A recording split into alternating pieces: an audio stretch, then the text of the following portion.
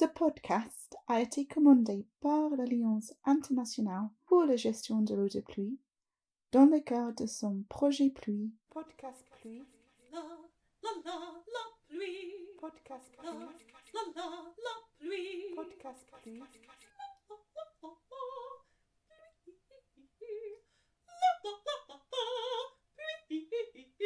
Podcast pluie. Bonjour, je suis Rachel Nisbet, une Anglaise prise par l'angoisse du changement climatique. Pour la contrer, je partagerai mes conversations avec des personnes de la région de Genève qui changent la façon dont l'eau de pluie est gérée. Ce podcast pluie, il s'intéresse particulièrement à la façon dont le volume de green water peut être augmenté dans le Grand Genève.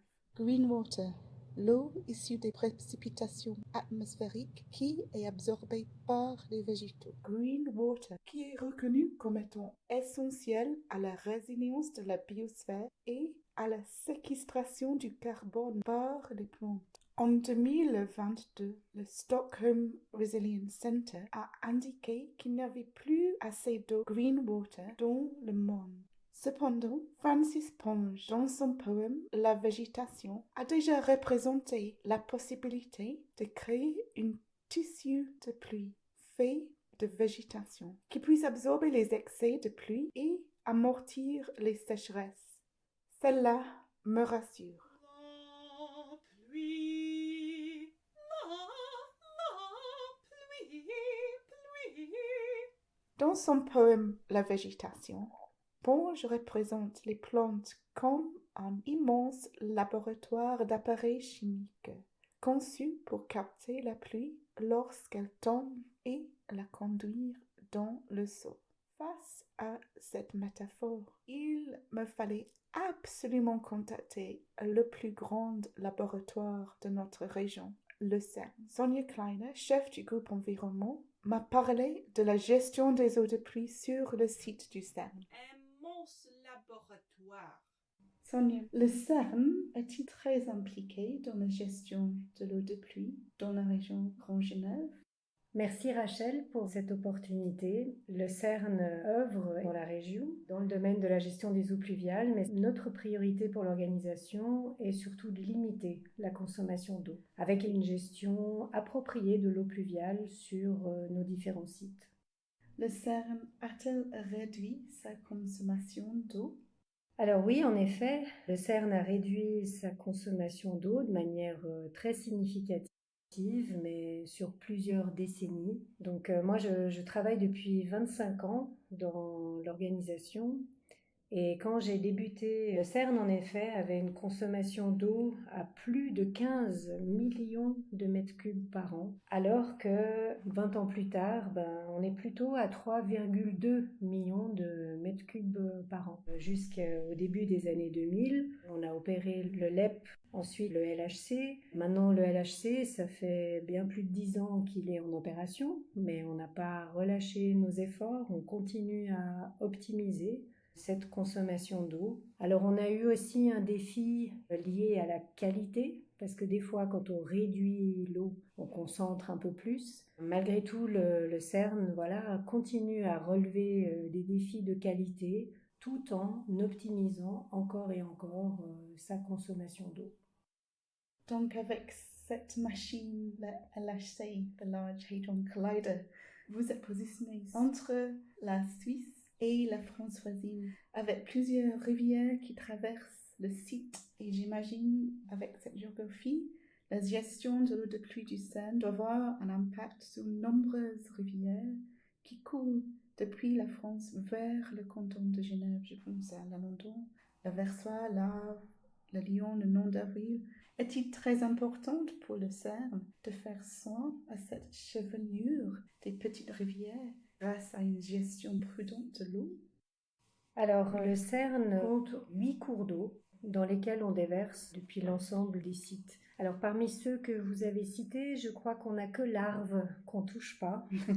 Effectivement, la majorité des cours d'eau récepteurs du CERN concernent plutôt le territoire français. Toutefois, on a des grands affluents et puis on a des affluents directs du Rhône, comme effectivement le Nant d'Avril, qui est juste situé en aval du principal site de Meyrin. C'est vrai qu'on est dans un contexte vraiment transfrontalier et en fait dans ce cadre-là, le CERN, en collaboration avec ses États hôtes, la France et la Suisse, a institué un comité tripartite sur l'environnement déjà à la fin des années 2000. Spécifiquement en matière de gestion des eaux et notamment des eaux pluviales, on a même mis en place depuis bientôt une dizaine d'années une cellule technique tripartite de gestion des eaux.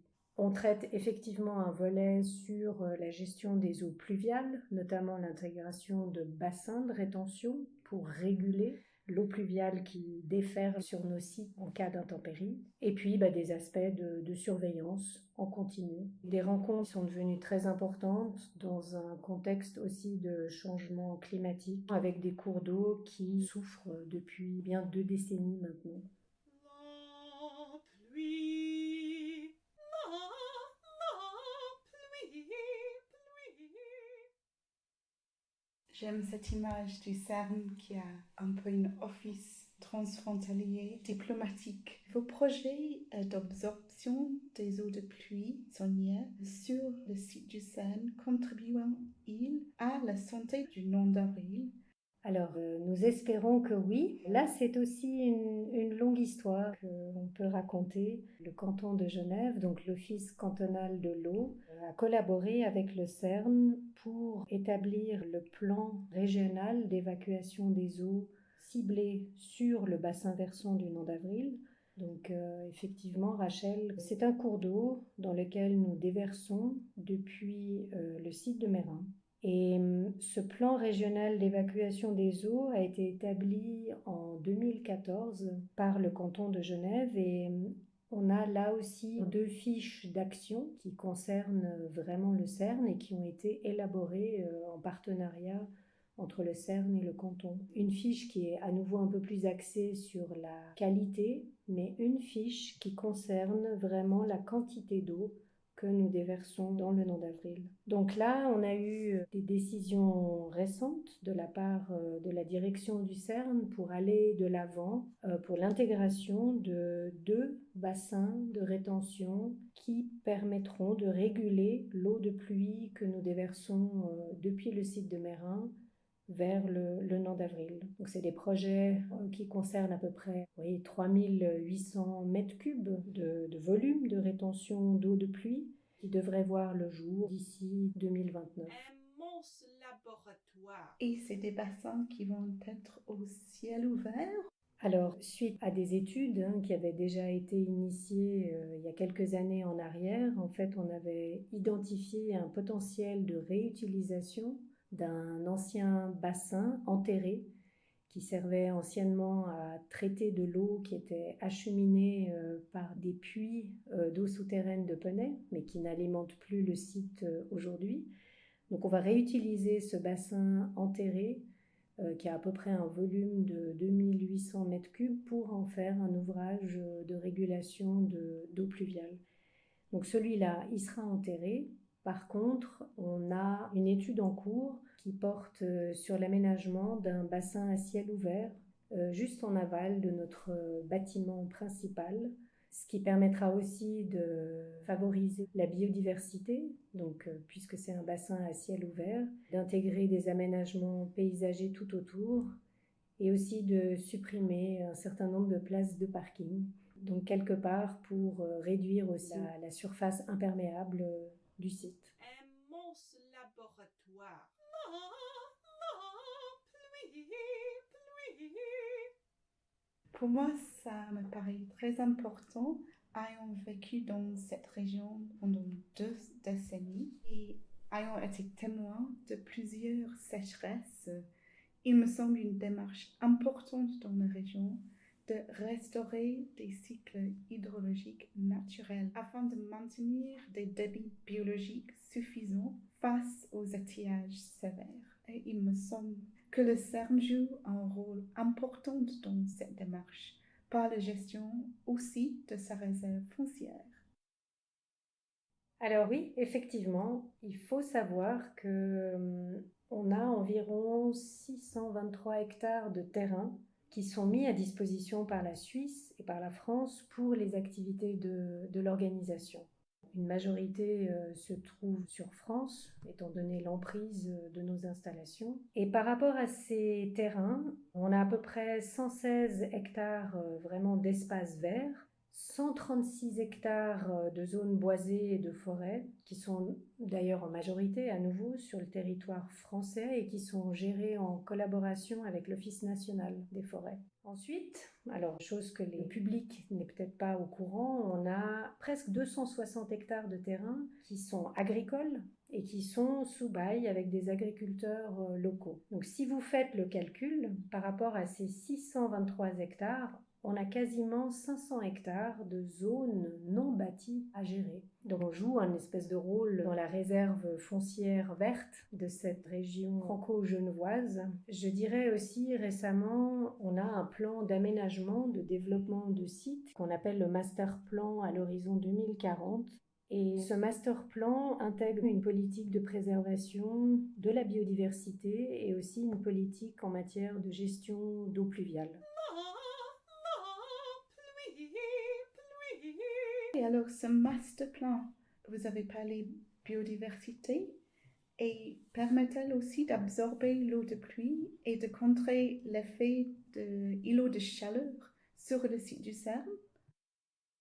Alors le domaine de l'organisation s'étend, c'est-à-dire qu'on construit plus de surfaces imperméables, va intégrer d'office des mesures de gestion d'eau pluviale. Par rapport aux îlots de chaleur, il y a quelques années, on a initié un groupe de travail sur la biodiversité. Dans le cadre de ce groupe de travail, on a émis une dizaine de recommandations sur des lignes d'action qu'il faudrait traiter avec différents ordres de priorité. Et une des thématiques était effectivement la lutte contre ces îlots de chaleur. Et récemment, nous avons établi une cartographie sur les îlots de chaleur sur l'ensemble des sites de l'organisation.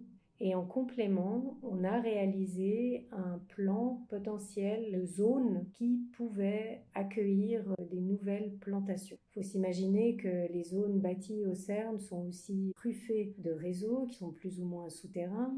Donc évidemment, on ne peut pas planter des arbres là où on souhaiterait forcément en planter. Il faut être extrêmement vigilant, sinon on arrête nos accélérateurs. On a couplé la cartographie des îlots de chaleur avec ces zones plantables pour développer des projets d'arborisation dans le futur. Immense laboratoire. J'imagine que c'est pas seulement les arbres, mais aussi les bassins de rétention que vous êtes en train d'augmenter sur le site qui ont cette fait d'accroître la biodiversité locale, Sonia. Est-ce qu'il y a des exemplaires sur le site qui vaut la peine de mentionner?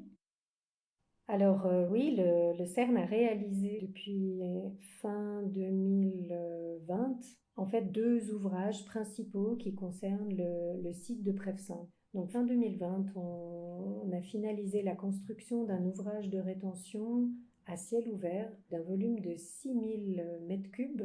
Donc ça, c'est aussi une décision qui avait été prise par un commun accord entre la France et la Suisse et le CERN dans le cadre de ces réunions tripartites, parce que quelque part, pour nous, le site de Prevessin était un site à traiter avec priorité. Nous avons malheureusement expérimenté un certain nombre d'événements incidentels liés à des huiles de transformateurs qui se sont échappées vers le cours d'eau du Lion. Donc dans un objectif de vraiment préserver le cours d'eau du Lion, qui est un affluent de l'Alondon, un cours d'eau d'importance régionale ici, il a été décidé d'intégrer en premier lieu un grand ouvrage de rétention en aval du site de Prevessin. Là, les travaux ont été finis fin 2020. On vient de finaliser un deuxième ouvrage sur le site de Prevessin qui nous permet de réguler les eaux pluviales en cas de fortes précipitations. C'est un ouvrage de 3000 mètres cubes qui en fait nous permet de délester le réseau d'assainissement situé sur le site de Prevessin. Donc, c'est une approche écomorphologique qui vise à protéger les cours d'eau. J'imagine qu'elle favorise aussi une solidarité amont-aval. Pluie. En effet, il y a quelques années, le CERN participait en tant qu'observateur aux sessions qui étaient dédiées aux contrats de rivière transfrontaliers. Donc c'était vraiment des projets qui réunissaient la France, donc je vais dire le pays de Gex et le canton de Genève. Et le CERN, effectivement, est situé au milieu de ce territoire, a une certaine influence et un certain impact. On avait ce statut d'observateur et on a pu être témoin aussi des projets d'importance régionaux qui se sont déroulés, que ce soit dans le pays de Gex ou encore dans le canton de Genève. Et quelque part, on s'est aussi inspiré de cette bonne entente entre ces parties-là pour quelque part s'inspirer aussi des actions qui ont été faites sur le territoire du Pays de Gex ou encore dans le canton pour les initier chez nous en interne. C'est fort pour moi que c'est des traces qui restent des bonnes pratiques dans la région et sur le site. Mais face à une urbanisation quasi continue, il y a sûrement aussi des bénéfices au niveau de la patrimoine et de la société dans la Grande Genève de votre démarche, centrée sur une bonne gestion des eaux de pluie sur le site du CERN, de pique-niquer en nature, de faire du vélo en forêt, d'entendre les pivers taper dans les arbres. Peut-on associer tous ces plaisirs à votre bonne gestion des eaux de pluie? Je dirais que ça va à nouveau pleinement dans les politiques qui ont été documentées dans le cadre du Master Plan 2040. Donc à nouveau, on intègre bien un volet sur la préservation, le développement de la biodiversité, la gestion des eaux pluviales par l'intégration de mesures de rétention. Donc oui, tout à fait, ça va vraiment dans cet esprit-là. Mélangé aussi à un souhait, je pense, du CERN d'offrir un environnement de travail plaisant à son personnel. Ce sont des environnements de travail qui pourraient encore augmenter la créativité de ces scientifiques. Donc, je dirais que c'est tout à fait adapté. Après, il faut rester réaliste. C'est un changement qui va être progressif et qui va se réaliser sur plusieurs décennies. Mais voilà, c'est un bel objectif à atteindre. En cherchant à savoir ce qui est fait pour mieux gérer l'eau de pluie dans un climat changeant, j'ai découvert que l'Office cantonal de l'eau est un leader remarquable dans ce domaine et que sa vision d'une future ville éponge de Genève est partagée par l'Alliance internationale pour la gestion de l'eau de pluie.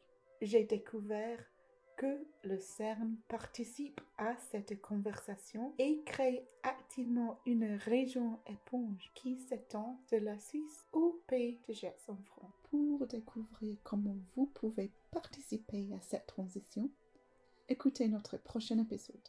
Notre projet, lui, il a été financé par la Fédération genevoise de coopération, ainsi que le pôle métropolitain du Genevois français, et puis la ville et le canton de Genève. Podcast lui.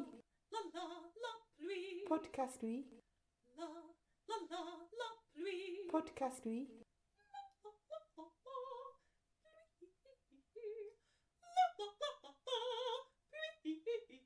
Podcast lui.